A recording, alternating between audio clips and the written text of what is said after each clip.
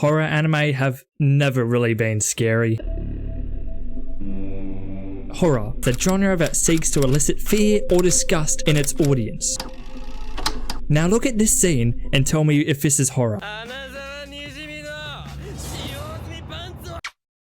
Don't get me wrong, there are some great anime under the horror category, like Berserk, 97 not the new ones, Mononoke, and the OG Higurashi, but these anime don't elicit the same fear and dread I get from watching this anime.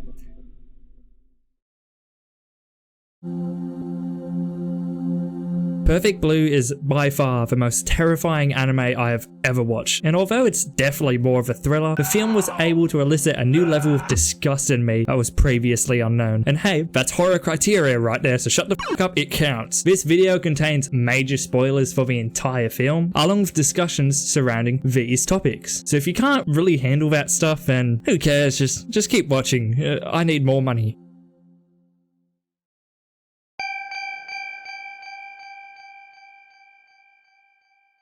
Mima Kirigoe is a member of a three-piece pop idol group called Sham, where for the past 2 years she spent living her dream through the songs she sings. But unfortunately, all good things must come to an end. With the pop idol scene dwindling, Mima decides to take up an offer to become an actress in a TV crime drama show, with her agent Tadokoro insisting she makes the move, but with her manager Rumi, who kind of looks like Sid the Sloth, in disagreement. Nonetheless, she decides to leave the idol world behind, announcing this move at the group's final show. It is here we meet Uchida, a security guard for Sham and also a massive fan of Mima, as he stares at her performing with his hand under her, as if she's a figure he owns, or if he's just a part of some gang. Right before Mima is about to break the news to her fans, Uchida gets into a scuffle with some other attendees who are throwing stuff at the group. As the scuffle ends, Uchida stares at Mima as if to prove his dedication towards the idol, with this idolization quickly being shattered as Mima reveals her intention is to leave the group. As the day moves on and Mima catches air of something online called Mima's Room, she returns home to rest up, taking down her Cham poster as a sign of moving on and reading some fan letters, one mentioning again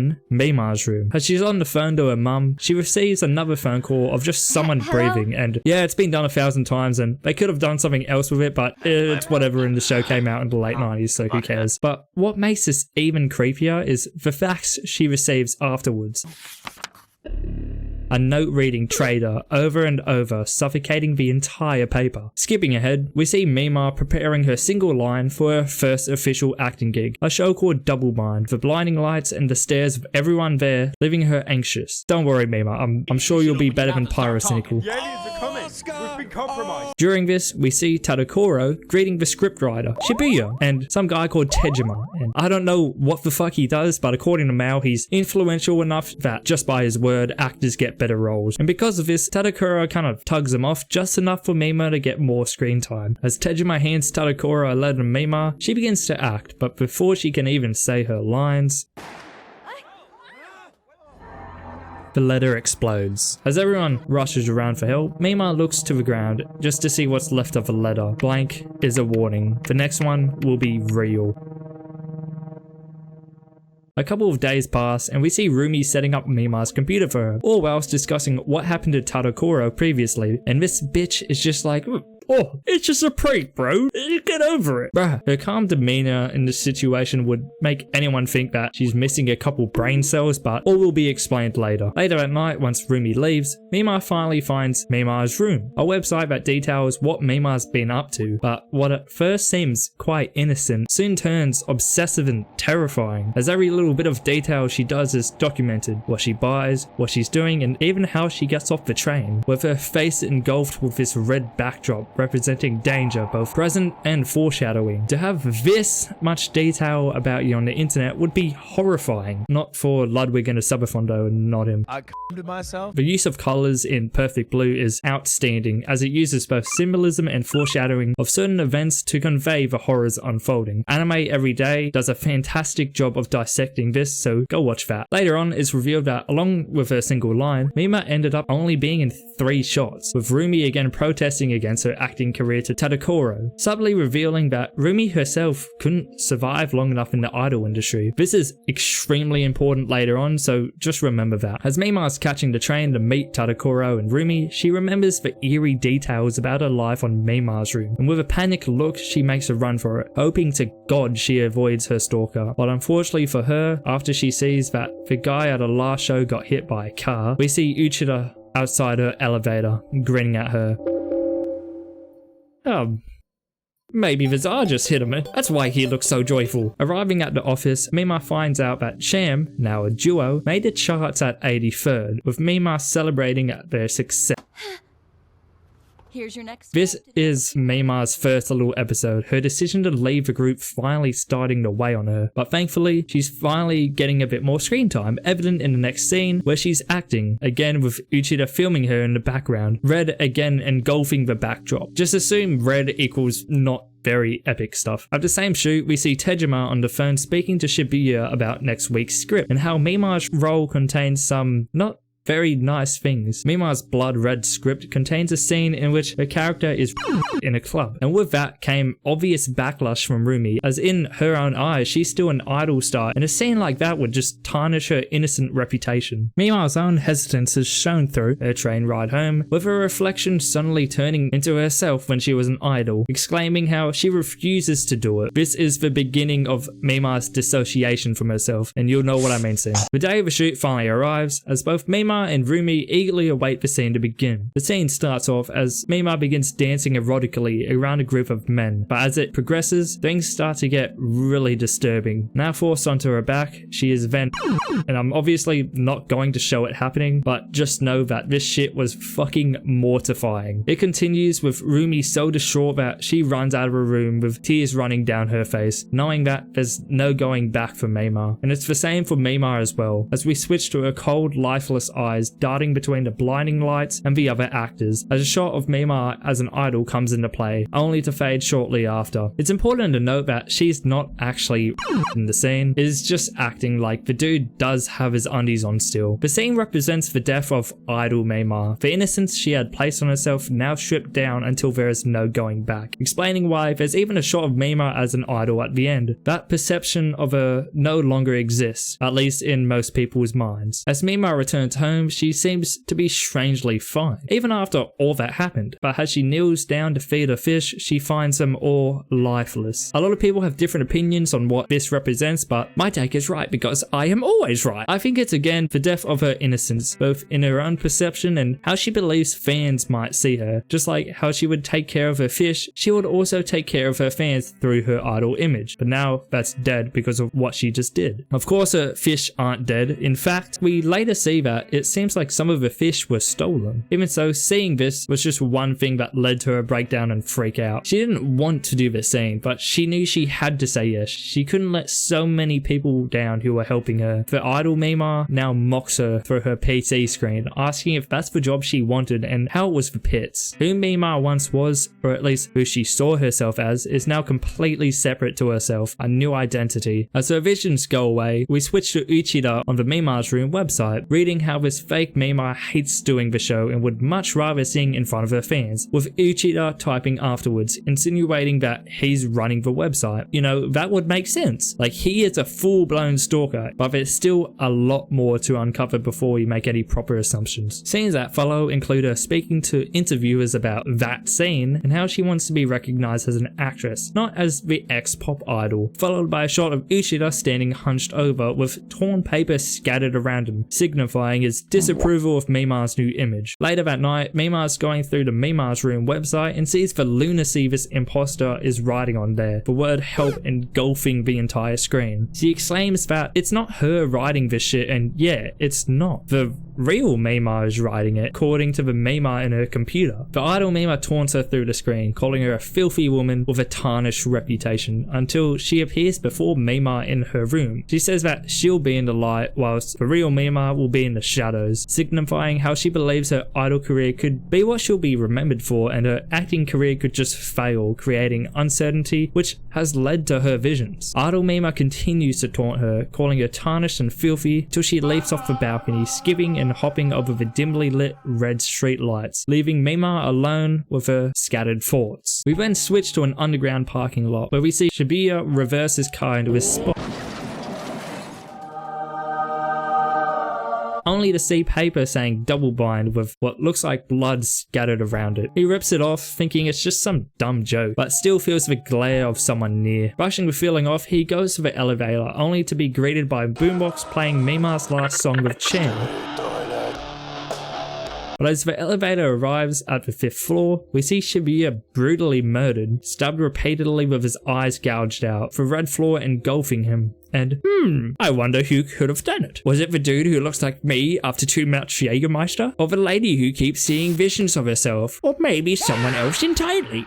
The next day, we see fans eagerly await for Cham to come on stage, Uchida included, as according to Mima's room, Mima's gonna be on stage performing with Cham again that day. But before we see if that's true or not, we switch to Mima and Tadakuro on the way to a photo shoot discussing the recent murder of Shibuya and what happened with the letter bomb. And right after, they're submerged in a red light, and Tadakuro cuts the conversation short, telling Mima to not worry about it and just to smile. And so, Mima does exactly that. But as they stop in traffic, a familiar face drives by, as she utters, "Serves you right." Mima tried to catch up to the car, but it was just useless. And so she's dazed from the encounter, holding up traffic. After another smooth transition, we see Rumi frustratingly walking to the Cham duo's room, as they reveal the photographer she's going to specializes in getting people to strip, exclaiming how she's already got that part down pat, highlighting how quick the perception of her has changed. Mima is then shown at the photo shoot as the photographer slowly gets her to strip, with Cham singing fading in and out. This doesn't last long, however, as we switch to Mima in a room drowning in a blood red, suddenly anxious due to the nature of the photo shoot. Tadakuro begs her to come out, but she doesn't budge, until again, idol Mima comes to torture her again, saying how she should have stayed a pop idol like her. She continues, exclaiming how no one wants to see Mima as an actress, and now she's gonna go sing with Cham. And so this illusion does, as we transition to her singing with the rest of Cham. And although you can see the duo are visibly put off by it, Uchida and the entire crowd seem to love it. But wasn't Mima at the photo shoot at this time? What's exactly happening here? Even when Mima checks her computer that night, this fake Mima has written a post about singing with Cham. Well, fuck you. If you can't figure it out, No, you'll just have to watch until I explain.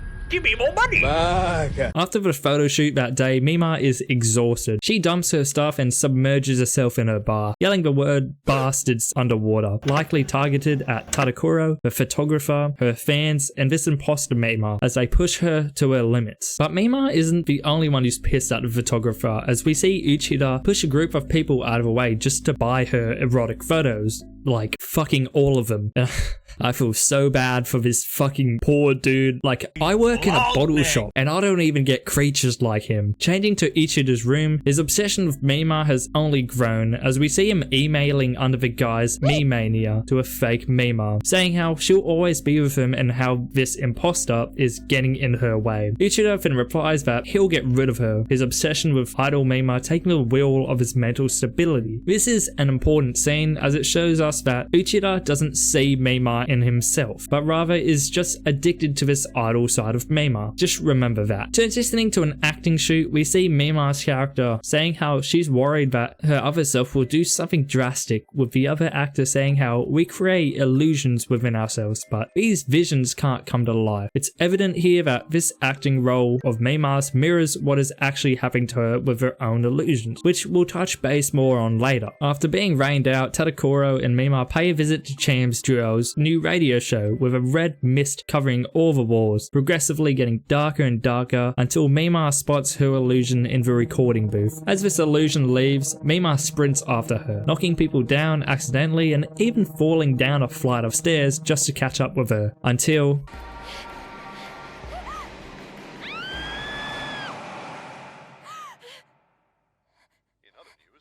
it is unclear whether or not she dreamed this entire encounter, but it's at least safe to say that everything after she saw her illusion is a dream. Rumi eventually comes over and she tells Mima how it's best to avoid the Mima's room website, saying how it's pretty brutal there, but in return, Mima says that the Mima portrayed on the site might be more like her than herself. She begins questioning her own identity, repeating the same line as seen whilst acting, until we see that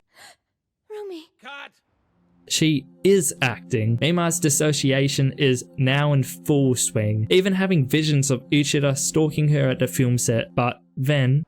Alright, take 2! she wakes up again. Now, she didn't dream that last scene, proving how Rumi says she was at Mima's the day prior. But in Mima's mind, she's having trouble distinguishing reality from fiction, completely dissociating whilst breaking a cup in her hands, questioning whether the blood's even real or not. Eventually, she's not even able to remember what she did during the day, having to base what she thinks she did through the Mima's Room website. We switch to a scene in Double Bind in which the detective explains how the murderer is an illusion she created, how the character fears the security guard and questions if that illusion found someone to possess, again supporting the link between the show and Mima's own life. As the shot pans out, we agree with the photographer and fuck yeah, his pizza's just arrived. But before he can pay, the pizza man drives a screwdriver directly into his eye, blood spurting out everywhere as he's stabbed multiple times, including in his oh fuck, must have hurt, man. Glad that's not me. The photographer tries to run, but it's no use, as the killer drives him to the ground, repeatedly plunging the screwdriver into him, but it's soon revealed to be Mima behind the killing. Waking up, Mima is in shock, heavily panting, but thankfully it was just a dream. But it actually wasn't.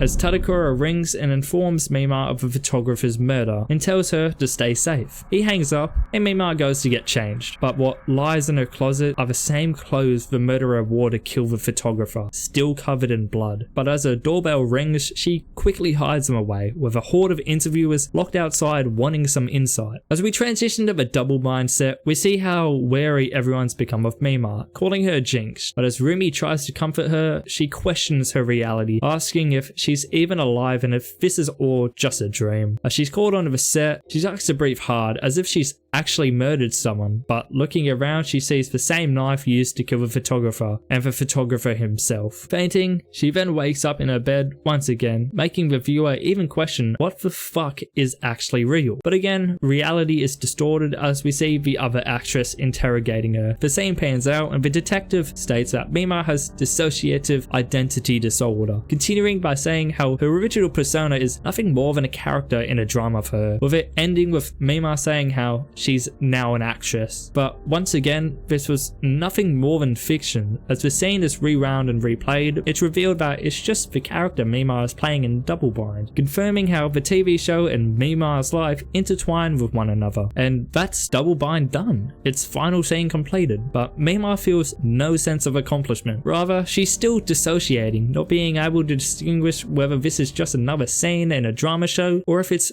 reality. As everything's finished up and everyone plans to head to the wrap-up party, Mima heads to her room to get changed, bumping into the other actress along the way, still thinking she's the detective in the show. Although this dream quickly turns into a nightmare when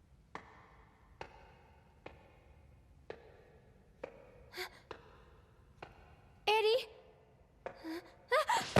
this shit scared the fuck out of me. Like, it's not even a jump scare, but just how it's all shot and played out and how goofy Uchida looks. It all just startled me. As Tadakura explains to Rumi how Mima's next gig might have a couple sketchy scenes again, we switch back to Mima, now being assaulted by Uchida with a knife at the same set, where another scene took place, saying how she tarnished the real Mima's reputation through what the screenwriter and the photographer made her do. Continuing, he states how the real Mima emails him every single day. Oh, that's just like me. Bitches just be hitting up my phone, you know? And that she's getting into real Mima's way. This is where Mima assumes that Uchida is the killer of Shibuya and the photographer. Whether that is true or not can't be revealed just yet. Mima is eventually able to push Uchida off and run away. However, she's stopped in her tracks when she meets a wall. Uchida catches up quickly, but as Mima is unable to fend him off again, he charges at her with his blade, eventually knocking her down once more and tying her up so he could have his way with her. As Uchida quite literally drools over her, Mima manages to grab a hammer and drive it right into his head.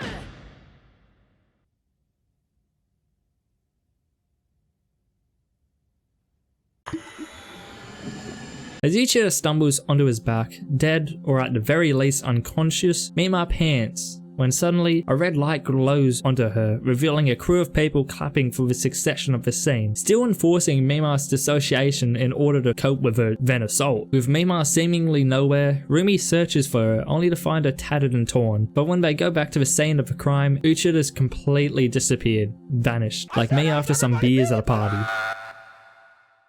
Rumi then proceeds to drive Mima through a darkish red tunnel to take her home, or as Rumi explains, to Mima's room. As Mima awakens in her room, she remembers that she had to ring Tadakuro. As we zoom into her fish tank with more fish than she had before, she didn't buy any more, did she? As Tadakuro's phone rings on and on, we see his fate realized as his body lounges over lifeless and bloody, eyes gouged out just like Shibuya. But as his body falls, we see Uchida's dead body as well, again with an eye gouged out. That's good then, right? Uchida must have killed Tadakuro, but thankfully he gave him the same fate, right? With no call to answer, Mima hangs up, but as she glances around her room, she sees a Chan poster, the same exact one she tore down ages ago, but she never put it back up. But as she opens her blinds, a completely different view to her own room is shown, revealing that this isn't her room, but a complete copy. Turning around, we see idle Mima standing there, or so we think, as through the mirror, we see Rumi wearing an outfit pretending to be Mima. She tries to get Rumi to snap out of it, but it's no use, as Rumi even reveals how Mimania failed to do his job, but how he would do anything that she asked before it. But before Mima can properly react, she's attacked by Rumi with the same weapon used to kill the photographer, or at least similar enough. Shut the fuck up. Mima manages to fend her off, but not without injury, and as she tries to escape out the balcony, she almost slips, having nowhere left to go but down. Rumi then follows her down, falling gracefully as her own delusion, and so Mima runs along the rooftops and she doesn't stop running. Rumi eventually drives Mima into a corner where she pleads for her to wake up out of her illusions, but instead of complying, she throws the two of them off the scaffolding, landing in a heap of garbage. Mima continues running until she's caught and stabbed again by Rumi, but as she stumbles away, she finds her reflection in a mirror, entranced by it for just a second until Rumi smashes it away. Now pinned against the wall, Mima rips off Rumi's wig, her own delusion gone, and now she's back to herself. But that's not who she thinks she is, and so trying to retrieve the wig, she ends up stabbing herself, blood spurting out everywhere. As she stumbles into the street, Mima looks on in shock as Rumi becomes completely infatuated in her own delusion. And as the truck comes charging right towards her, Rumi puts out her arms as the lights engulf the screen, as if she herself was in the spotlight. But before she's hit, Mima drives herself into the scene, tackling Rumi out of the way, saving her, but in the process injuring the two of them. As Mima looks up into the sky, we hear sirens in the distance as we switch to a beautiful skyline view. Now in a hospital, we see Rumi still stuck in her delusions as Mima looks onwards at her. A doctor then proceeds to talk to her, saying how sometimes she'll return to her Rumi persona, but Mima already knows that she'll never see her again, yet is still grateful for her as she's where she is today because of her. Personally, I don't think I'd be too easygoing about someone who just tried to murder me, but whatever. Exiting the hospital, two nurses spot her and begin glazing her, showing us that she's made it as an actress finally. And as she hops in a car, she looks in the mirror stating, "No, I'm real." And then bam, we break into some random upbeat rock song, and that's the entire movie. Now, I've seen the criticism from a lot of people who dislike the movie because it's too confusing, but I didn't have this problem. Of course, there were still a lot of questions I had that needed answering, but it wasn't all that hard to grasp. In fact, it was done in a very incredible way. The movie is pretty subjective, with a lot of answers varying depending on your viewpoint of the story. Basically, how I interpret a scene could differ to how you do. A fucking idiot. The whole story is set up in a way where it easily leads you astray. Just when you think you've figured out something, fuck, Uchida will just appear and start playing Euro Truck Simulator or some shit. But the show doesn't really require an explanation video to understand it, although Sock Sensei made an incredible video about it, so go watch that. Even just a rewatch might be all you need, where you find so many little details and you just go, oh, fuck, I understand everything. But if you're watching this, probably haven't seen the show. You probably just watched the shitty story summary. So allow me to explain what the fuck we just watched.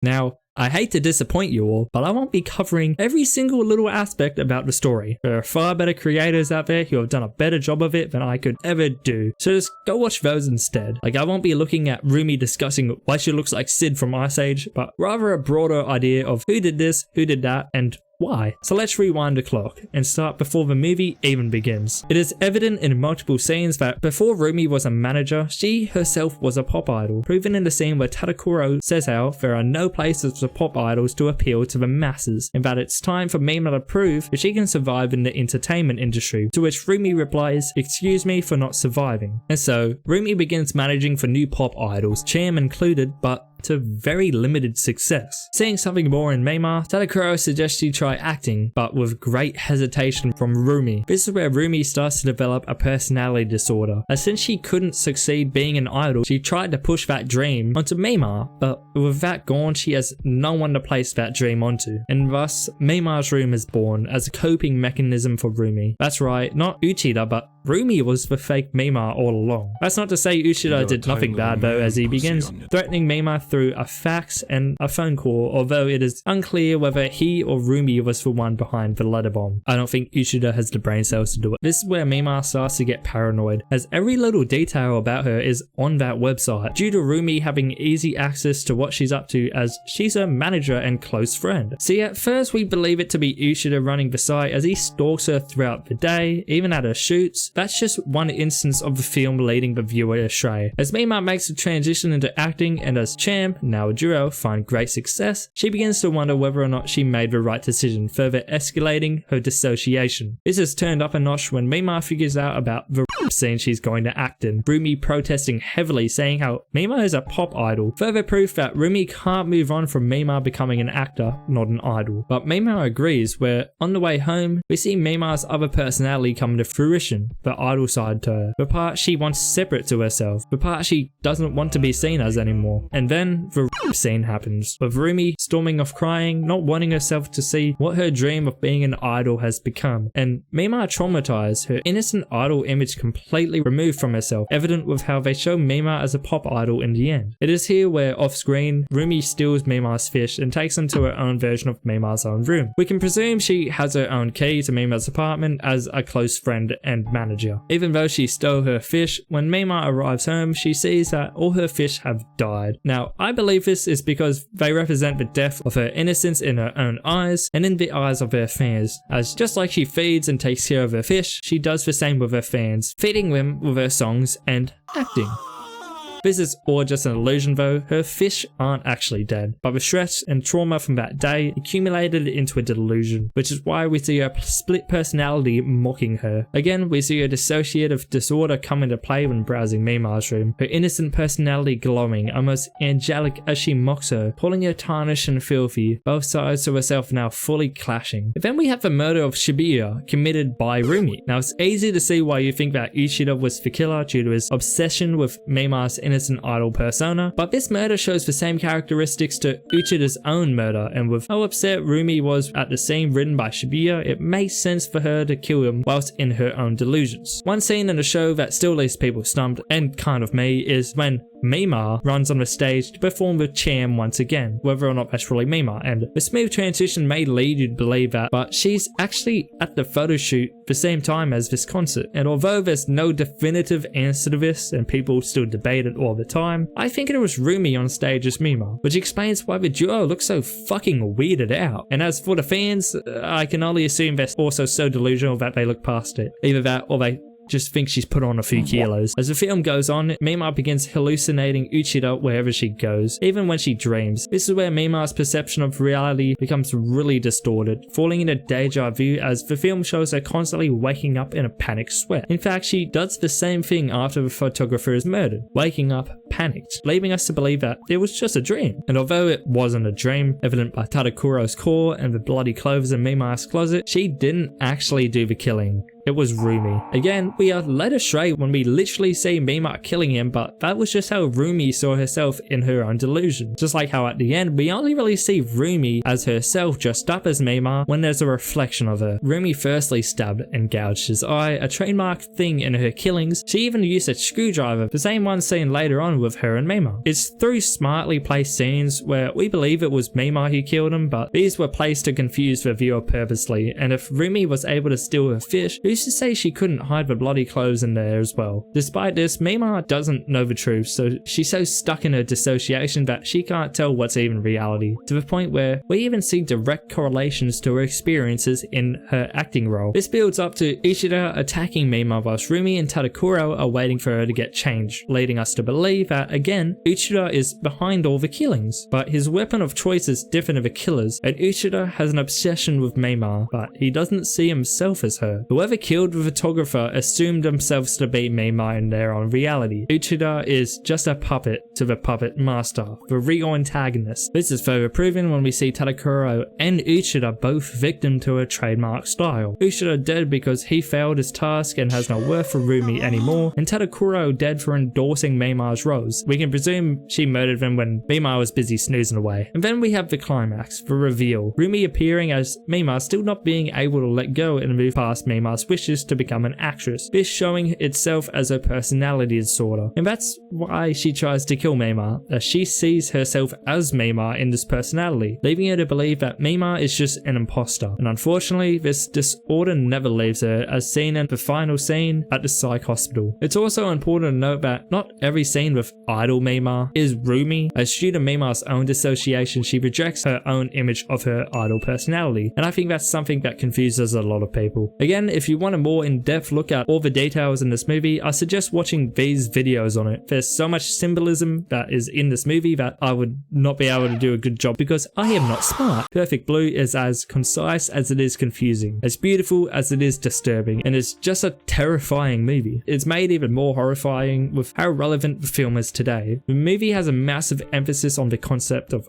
identity, as Mima goes through ups and downs trying to figure out who she really is in a world that's becoming increasingly distorted to her. The same can be said for Rumi being two entities simultaneously. The entire movie is made so incredibly well. It really is a masterpiece of a film, and we have Satoshi Kon to thank for that, the mastermind behind the entire film, who unfortunately passed away in 2010. It's hard to describe how this movie made me feel, but one word I could say is dread. There aren't any cheap jump scares that make the film scary, but what's so terrifying about it is how real it is, how people actually suffer with obsession, dissociation, or any severe mental health issues that distort your reality. But although it was disturbing seeing Mima's life fall apart in an extremely realistic way, it was also pleasant seeing how she turned her life around with an equally realistic ending. Because although Rumi was unable to wake up from her dream, at least Mima found her place back in reality. And as for Uchida, he should probably start off the grogs before he loses more brain cells. And with that, I've got nothing else to say about this anime. So thanks a lot for watching, I really do appreciate it. If you want to see me cover an anime